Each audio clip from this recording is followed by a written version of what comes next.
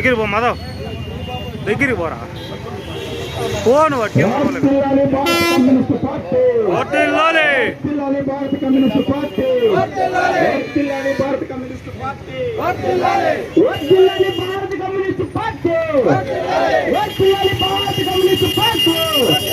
వలసవాదం అనేక రాజ్యాలను గమనించుకొని బానిసలుగా చేసుకొని పరిపాలించేటటువంటి పరిస్థితి.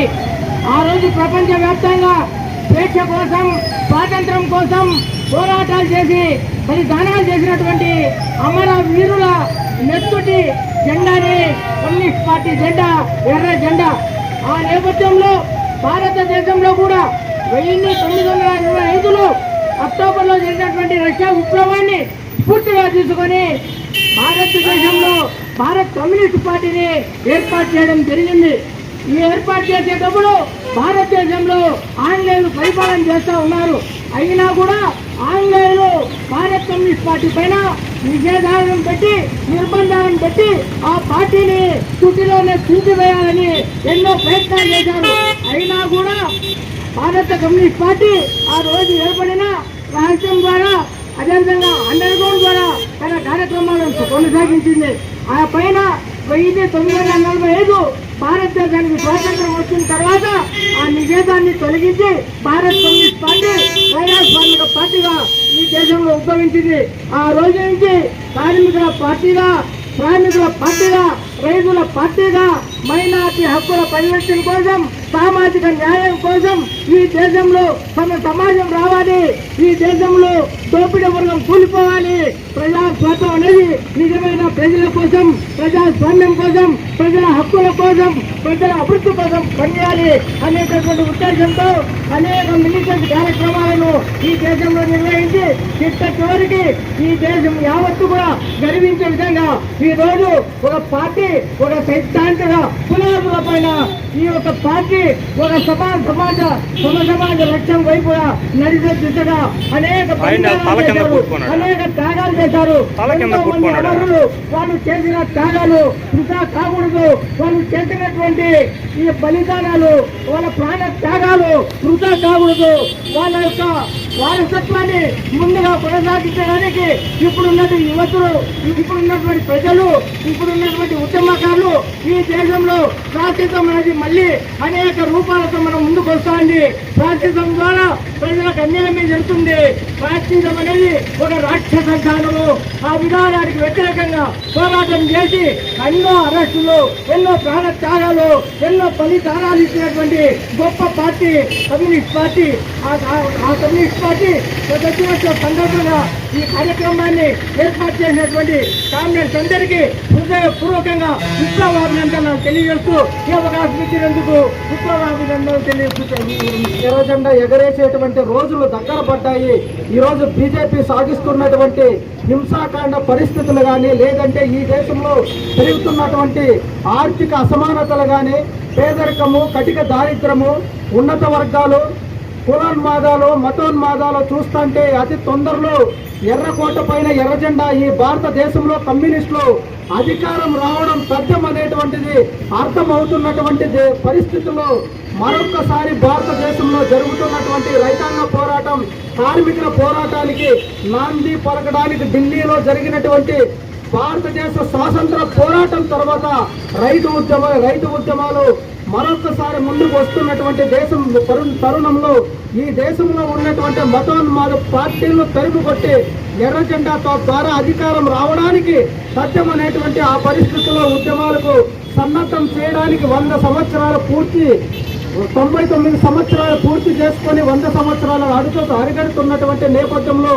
ఈరోజు భారత గడ్డ పైన మరొక్కసారి మరి కమ్యూనిస్టులు ఐక్యంగా కావడానికి, ఐక్య పోరాటాలకు సిద్ధం చేయడానికి ఎప్పుడు ఎర్ర జెండా సిరిపై ముందు భాగాన ఉంటుందని ఆ వైపున కార్మిక సంఘాలు, కర్షక సంఘాలు, మరి ప్రజా సంఘాలు ముందుకు పోవాలని ఆకాంక్షిస్తూ ఈ అవకాశం ఇచ్చినటువంటి స్థానిక నాయకత్వానికి ధన్యవాదాలు తెలియజేస్తూ ముగిస్తున్నాం. మిత్రులారా, ఎంతో మంది అణగారిన వర్గాలకి విముక్తి కలిగింది ఈ కమ్యూనిస్ట్ పార్టీ ద్వారానే. మరి ఎంతో మంది అమరులైనటువంటి ఈ ఎర్ర జెండా నీడన ఎంతో ఉన్నత స్థాయికి చేరినటువంటి వ్యక్తులు ఎక్కడున్నా కూడా ఆ జెండా చల్లగా ఉండాలని, అదేవిధంగా ఆ జెండా ఎక్కడైనా ఏదైనా ఇబ్బందులు వస్తే తన వంతు సహాయ సహకారాలు అందించాలని మీ అందరినీ సందర్భంగా కోరుకుంటూ, ఈ మదనపల్లి పట్టణంలో మరి 100 సంవత్సరాల పండుగను ఇంత ఘనంగా నిర్వహిస్తున్నటువంటి ఈ మదనపల్లి పట్టణ కమిటీకి నిజంగా మేము బయట ఉన్నా కూడా అభినందించాలని, ఎన్ని పనులున్నా కూడా రావడం జరిగింది. మరి ముందు కూడా ఇక్కడ ఉన్నటువంటి విద్యార్థుల్ని, యువకుల్ని, మేధావుల్ని కలుపుకొని మరి ఈ కమ్యూనిస్ట్ పార్టీ నిర్మాణాన్ని బలోపేతం చేస్తారనేసి ఈ సందర్భంగా కోరుకుంటూ, మరి ఎక్కడైతే అన్యాయం జరిగిందో అక్కడ ఈ కమ్యూనిస్ట్ పార్టీ జెండా ఎగరాలని ఈ సందర్భంగా మరొకసారి ఇక్కడ ఉన్నటువంటి యువకుల్ని, విద్యార్థుల్ని, మేధావుల్ని కోరుకుంటూ వారికి అండగా మనం ఉండాలని, అదేవిధంగా ఉంటామని ఈ సందర్భంగా తెలియజేసుకుంటా, ప్రజల కోసం, ప్రజల పక్షాన పోరాడుతూ సాగిస్తున్న పార్టీ మన సిపిఐ పార్టీ. అలాంటి సిపిఐ పార్టీ ప్రజల కోసం ఎల్లవేళలా ఎక్కడ అన్యాయం జరిగినా, ఎక్కడ ఎవరికి ఏ కష్టం వచ్చినా సాధారణ ప్రజల కోసం ఎప్పుడూ వెన్నంటి ఉంటుంది. దానికి నిదర్శనం మన మురళీ గారు, కృష్ణప్పన్న, సాంబన్న, మస్తాన్న, ఇంకా చాలా మంది, చంద్రారెడ్డి, ప్రతి ఒక్కరూ పోరాడుతూ ఉన్నారు. వాళ్ళందరికీ నా విప్లవ ధన్యవాదాలు. ఈరోజు మదనపల్లి కాంగ్రెస్ పార్టీ తరఫున నన్ను ఇక్కడికి ఆహ్వానించినందుకు నేను ప్రత్యేకంగా మన వారందరికీ ధన్యవాదాలు తెలియజేసుకుంటున్నాను. ఇంకా మాట్లాడే చాలా మంది ఉన్నారు. Thank you very much. ఉద్యమం తగ్గినా మరి 10 రెట్లు ఎక్కువగా ఉద్యమాలు జరిగినటువంటి పరిస్థితి ఇవాళ మన భారతదేశ చరిత్రలో ఉంది. కాబట్టి ఈరోజు మందవాదులు కానీ, ఆర్ఎస్ఎస్ కుక్కలు కానీ ఈరోజు వాళ్ళకి సవాల్ చేస్తా ఉన్నాం. మేము లక్ష్యం కోసం త్యాగాలు చేయడానికి సిద్ధపడి ఈరోజు కార్యకర్తలుగా, కమ్యూనిస్ట్ పార్టీ కార్యకర్తలుగా ఎర్ర జెండా భుజాన వేసుకొని పని చేస్తా ఉన్నాం. ఎర్ర జెండా భుజాన దించే పరిస్థితి లేదు. మేము బతికున్నంత కాలం కమ్యూనిస్టు పార్టీ కార్యకర్తగానే ఉంటాం, కమ్యూనిస్టు పార్టీ కార్యకర్తగానే చనిపోతాం సందర్భంగా కూడా తెలియజేస్తూ, ఈరోజు కార్మిక వ్యతిరేక విధానాలు, రైతాంగ వ్యతిరేక విధానాలు, ప్రజా వ్యతిరేక విధానాలు అవలంబిస్తున్నటువంటి ఏ భారతదేశంలో భారతీయ జనతా పార్టీ ఎన్నికల సందర్భంగా అనేక వాగ్దానాలు ఇచ్చారు. వాటిని అన్నిటి కూడా అమలు చేయాలని చెప్పి కోరుతా ఉన్నాం. ఈ రాష్ట్రంలో అధికారంలోకి వచ్చినటువంటి కూటమి ప్రభుత్వం ఎన్నికల సందర్భంగా అనేక హామీలు ఇచ్చారు. ఏ నెల అయిపోతా ఉంది. ఎన్నికల హామీల పైన మీరు దృష్టి సారించాలని చెప్పి ఈ సందర్భంగా తెలియజేస్తూ అవకాశం ఇచ్చిన మిత్రులకు ధన్యవాదాలు.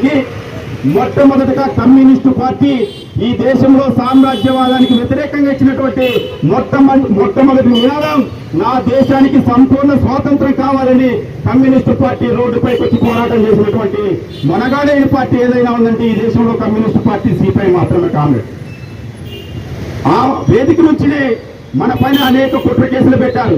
కాన్పూర్ కుట్ర కేసు పెట్టారు, మేరట్ కుట్ర కేసు పెట్టారు, పెషావర్ కుట్ర కేసు పెట్టారు. ఈ కుట్ర కేసుల్లో బ్రిటిష్ సామ్రాజ్యవాదాన్ని ఎదుర్కొంటూ వాళ్ళ తుపాకీ గుండెకు కమ్యూనిస్టు గుండె చూపిస్తూ పోరాటాన్ని కొనసాగించి ఎంతో మంది కార్మికులను, ఎంతో మంది కామ్రేడ్లు, ఎంతో మంది మేధావి వర్గాన్ని నేల కొరిగితే ఇవాళ మనకు భారత స్వాతంత్రం వచ్చింది. మరి ఈ మధ్య చాలా మంది కుహానా మేధావులు చెప్పుకుంటున్నారు, ఈ దేశానికి మేము వారసులము, ఇంకోరు వారసులము అని చెప్పుకుంటున్నారు. కానీ ఈ దేశానికి నిజమైనటువంటి వారసులంటూ ఎవరన్నా ఉంటే కేవలం కమ్యూనిస్టు పార్టీ కామ్రేడ్స్ మాత్రమే ఆ అర్హత ఉందనేసి కూడా ఈ సందర్భంగా మేము తెలియజేస్తున్నాం. కామ్రేడ్స్ స్వాతంత్రం అనంతరం ఈ దేశంలో అనేక ఉద్యమాలు నడిపినటువంటి చరిత్ర కమ్యూనిస్టులకు ఉంది. నౌకాదళ పోరాటాన్ని నడిపింది, పశ్చిమ బెంగాల్లో పేబాక ఉద్యమాన్ని నడిపింది, తెలంగాణ సాయుధ పోరాటాన్ని నడిపింది, కేరళలో ఉన్నప్ప వాయుదమైనటువంటి ఈ పోరాటాల ద్వారా ఈ దేశంలో ఉన్నటువంటి ప్రజలను పోరాటం, తన హక్కుల కోసం, తన సమస్యల పరిష్కారం కోసం కమ్యూనిస్టు ఎర్ర జెండా బట్టి ఉద్యమ పాఠాలు నేర్పినటువంటి చరిత్ర భారత